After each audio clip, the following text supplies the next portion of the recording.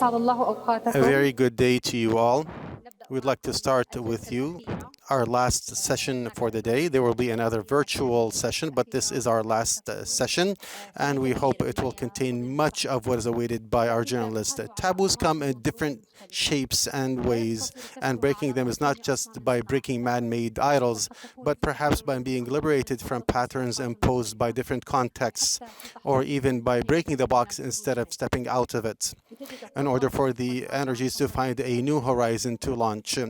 In the past few years, ARIJ has supervised hundreds of investigative reportings which dealt with the corruption of government agencies, whether in regards to public finance, poor management, or lack of planning.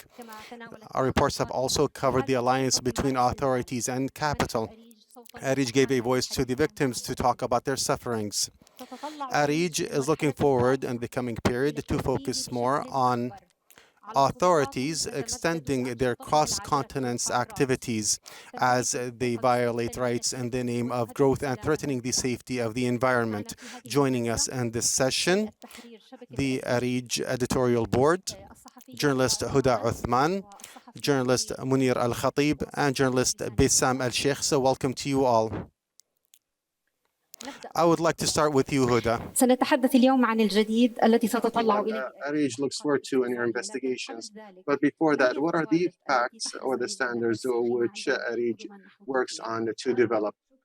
Thank you, Ithar, and thanks to all the attendants of this final session. As you have mentioned, we have been selected for this final session to talk about our investigations for the coming year, 2023. Before we start talking about the investigations, which we would like to witness next year, I would like to talk about the basics, which should be there already. These include investigations which we would like to conduct. The investigations must have something new.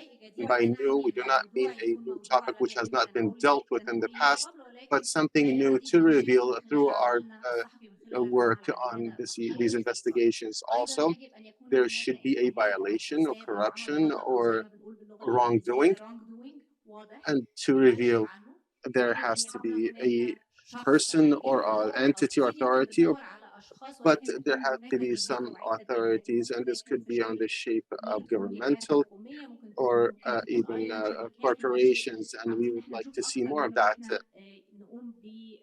to follow up the finances and to see what mistakes or wrongdoing they're committing. We're also searching, in addition to that wrongdoing, who is the wrongdoer. The investigations show that there is a law, this law is being violated, but who is responsible?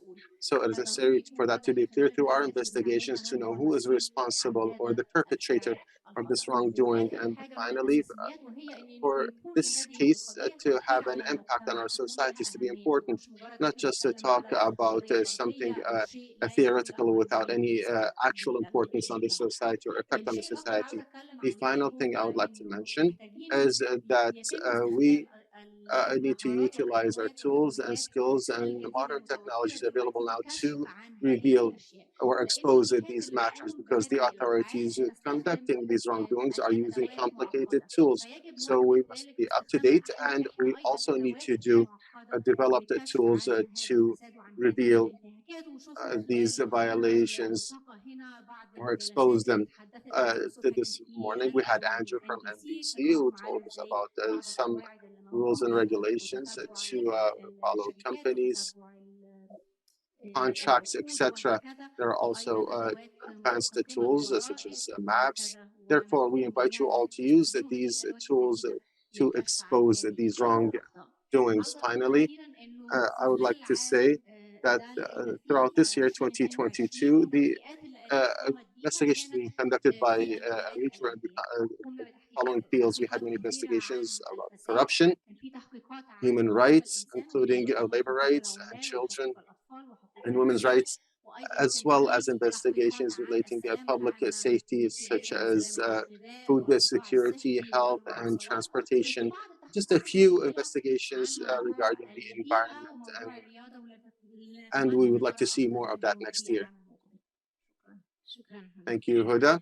Munir, when we talk about investigations or investigative journalism, usually journalists search and open fields uh, and specific phenomena, but there are gray areas of which journalists could not search and could not draw their attention, especially when we are talking about the activities of corporations.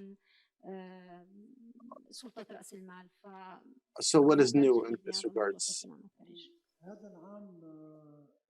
These issues or investigations or the impacts of the investigations you have mentioned are very old. What is new is that these corporations or capitals, they have become more complicated and more able to hide and more related to several interests, which make it difficult for the journalist to know what is behind the scenes. But luckily, there are many technological tools and artificial intelligence and platforms specialized to follow these companies and find relevant documents. And now they are available for Arab journalists. Some data sets are being translated to Arabic and others. All of these assist journalists who are working with ARIJ and other parties, not just ARIJ. Now work has become more easy.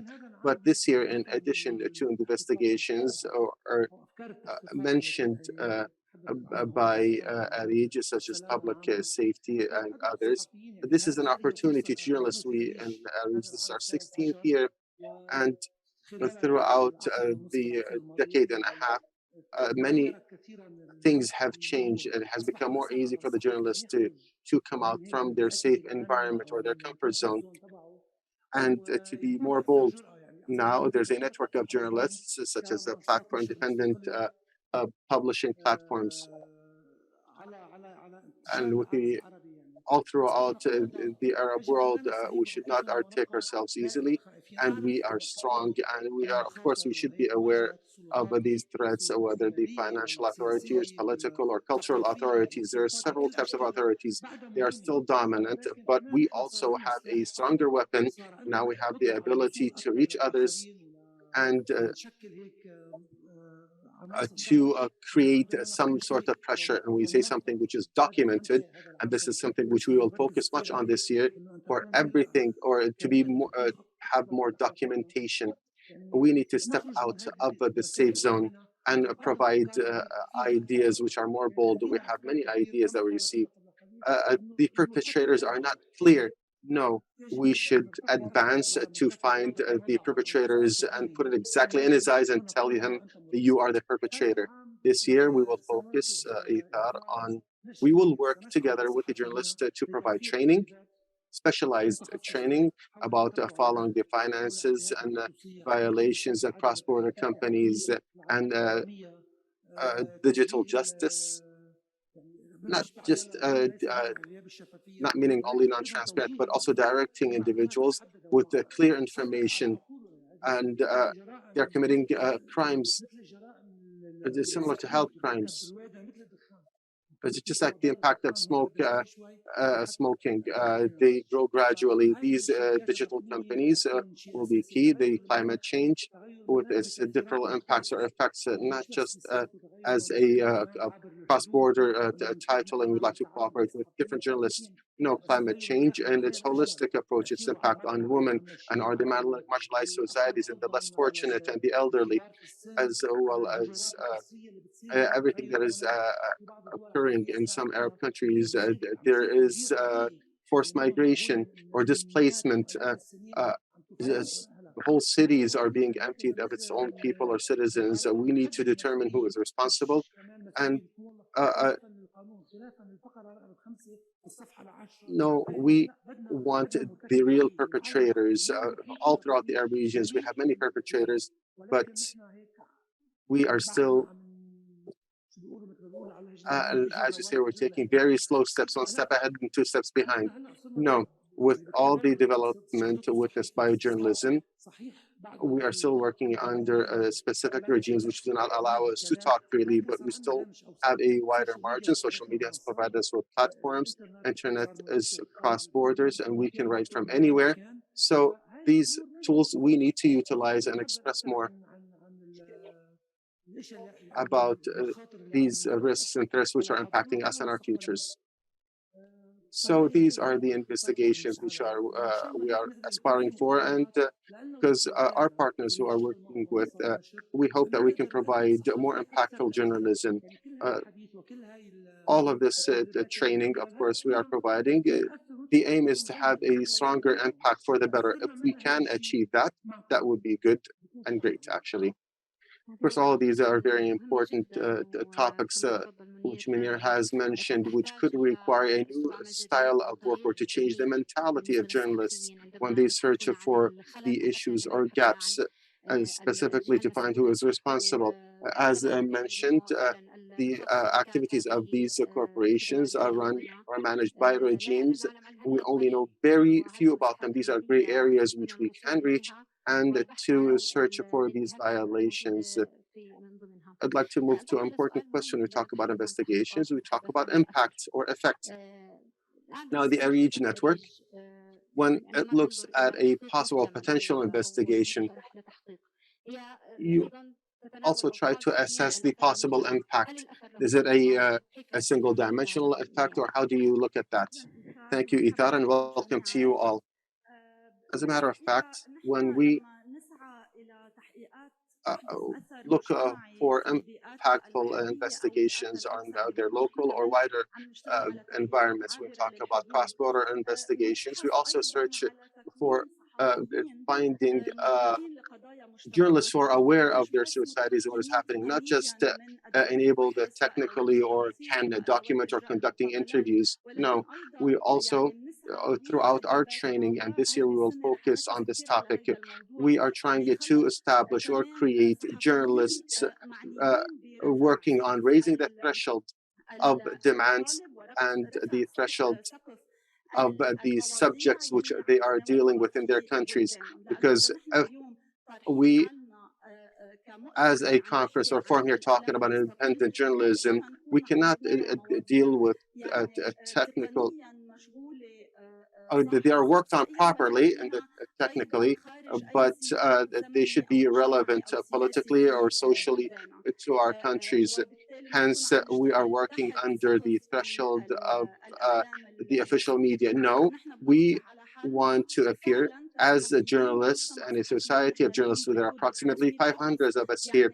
We need to be able to establish a power of pressure to say that we are professionals and we are enabled with our tools and activists in our societies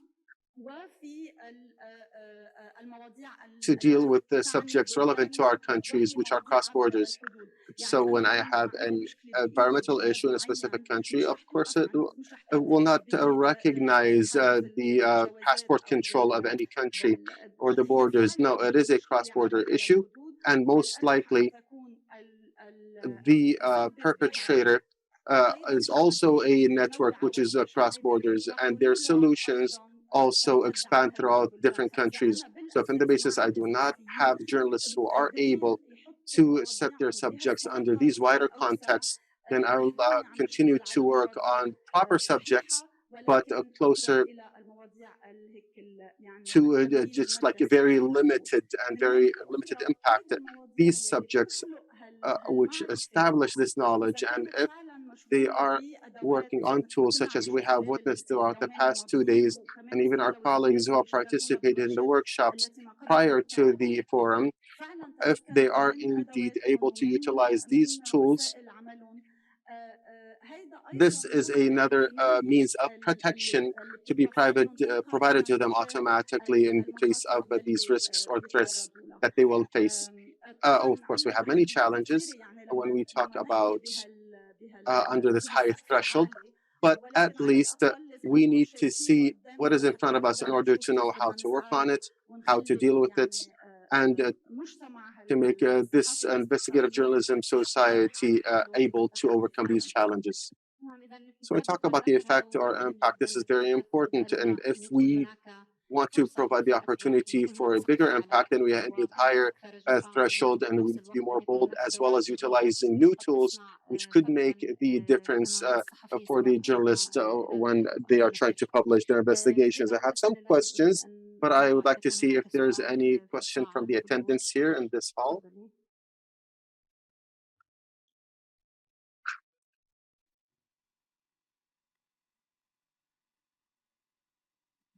Amira Malik from Syria. I work with Moj Development.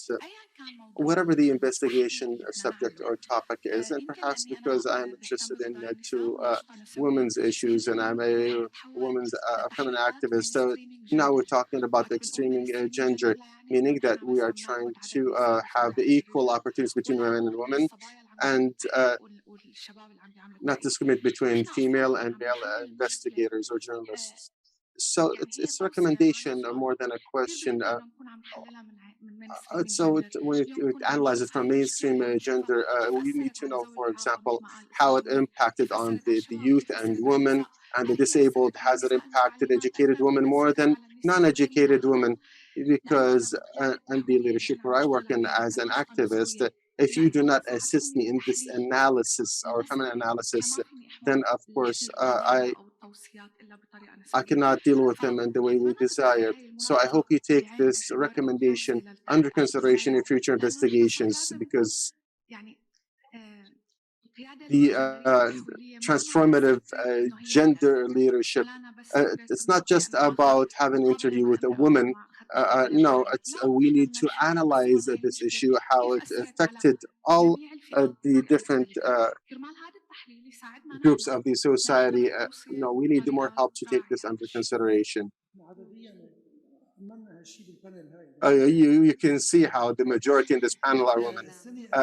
If you may allow me, ARIJ this year had a gender audit in its investigation, and it found that there are gaps, several gaps, and we found also that our journalists who are working with us need training, because this is not something that is gained by practice. So we will provide this training to our journalists and to be more sensitive towards this topic. We have started since last year when we noticed, as you have mentioned, that it is not enough just to have an interview with a woman for every interview with a man, to create this balance. We are also trying to create journalists who are gender sensitive. For example, economically, we need to deal with this in different angles. There are subjects, for example, which we have raised throughout the investigation, which is showcased here last year. A few years ago, it was not clear that we need to conduct this investigation. Perhaps it was just a story at that time to showcase the suffering among many other sufferings, including women. So definitely we have taken this under consideration, and we will push in this direction more in the coming period.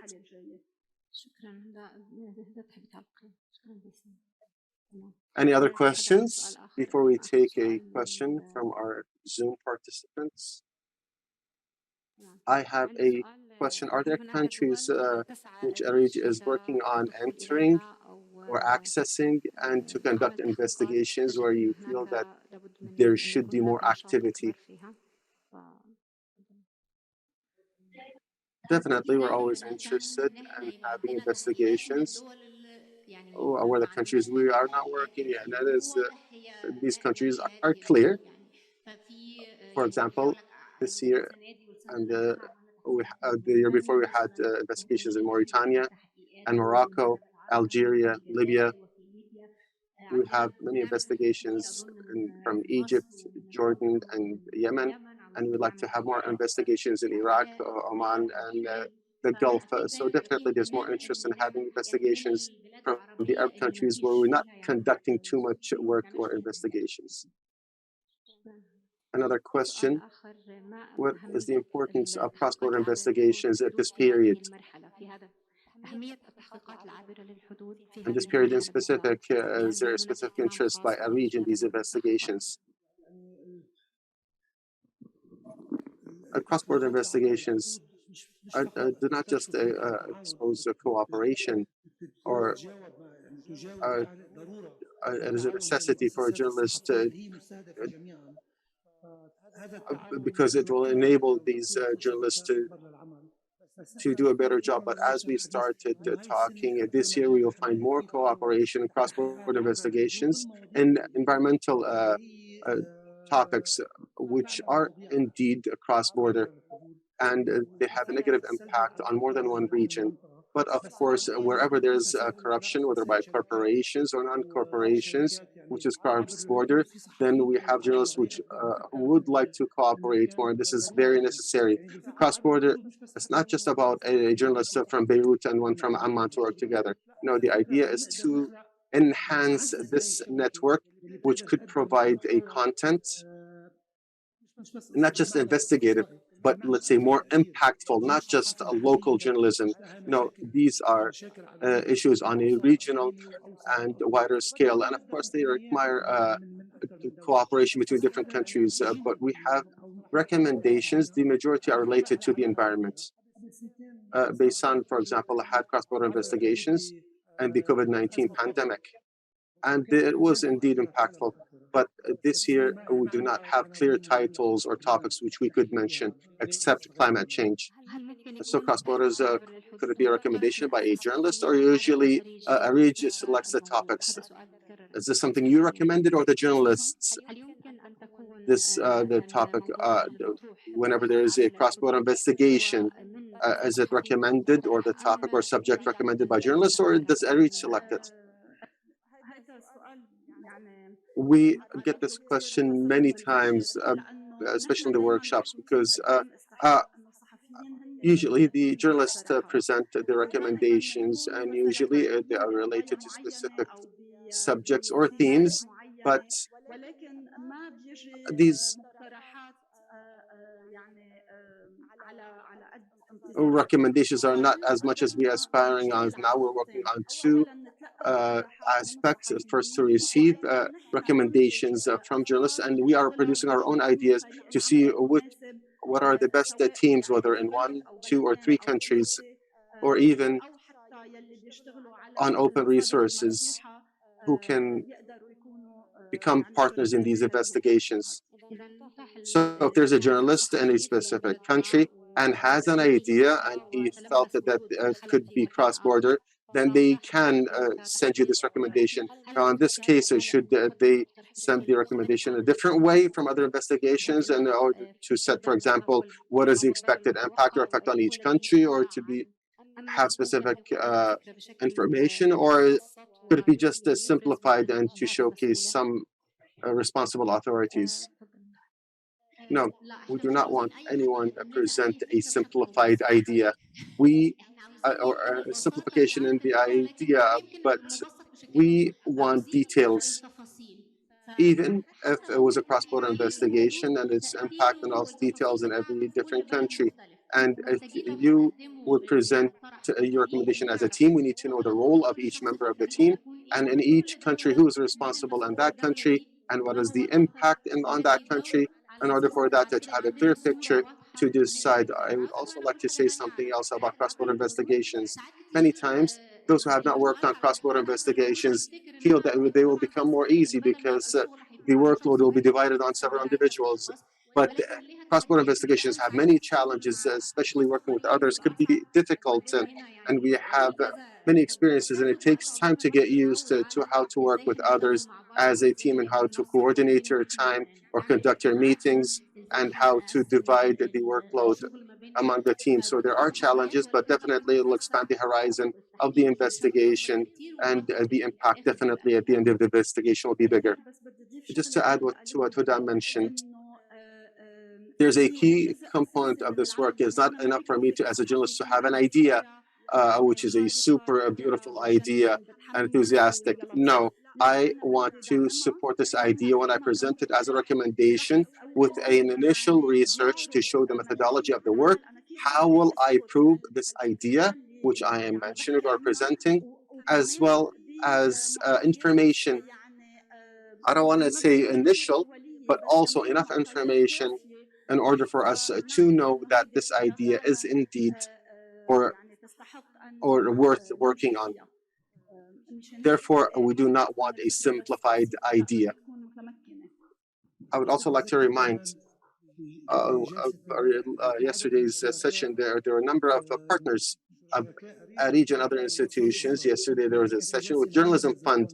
There are international institutions with financial, technical support to our colleagues of journalists to publish cross-border investigations because they consider them as more impactful in their countries, whether in Europe or other regions. And they're providing us that opportunity. So we need to take, there's Media Bridge, Journalism Fund, and other organizations which are more interested when they have cross-border investigations with a multiple dimensional or regional impact. And this is an opportunity for journalists to step out of their comfort zones and think outside the box and to present these ideas. And definitely this will assist them in improving their work and with the tools which Huda mentioned for them to be enabled with, and we can train them on how to use them. So there is a real opportunity, but we are not taking advantage of it. So this takes us to our final question, and I'll give a minute to each of our speakers. We only have 3 minutes left. What can we present to the journalists? Throughout your experiences, what are the key lessons learned in order for you to share with the journalist? What to avoid, for example? We need more than 1 minute for that.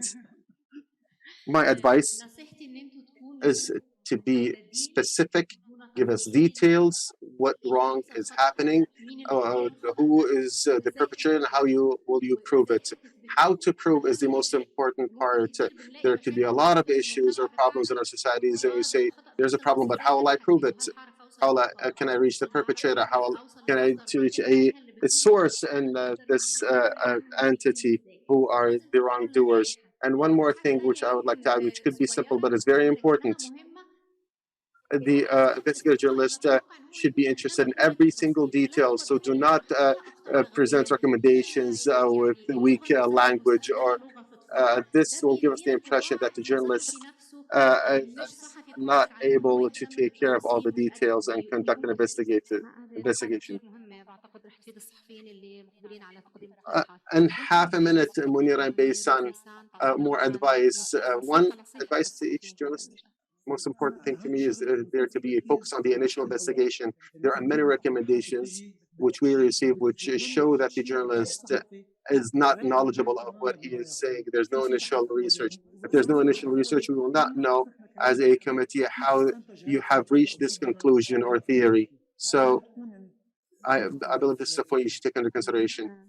Baysan, I'd like to invite our colleagues to create a balance between the issues you are covering, whether locally, and to be aware of the subjects your other colleagues are dealing in different countries, because sometimes we dive in the issue we are covering and we suppose that everything is new and is worth investigation.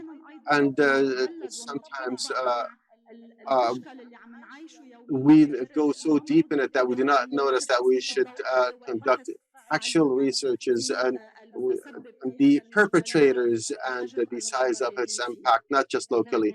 So all of this leads to spending more efforts and working on the recommendations, and to make it mature as an idea. We wish that the session would be longer to have more questions, answer more questions. Unfortunately, we're out of time. I would like to thank our speakers and thank the attendants, and hopefully to see you once again. I believe there is a virtual session after this. And finally, we have the evening and then the final award ceremony. Thank you very much, and I hope you a lovely evening.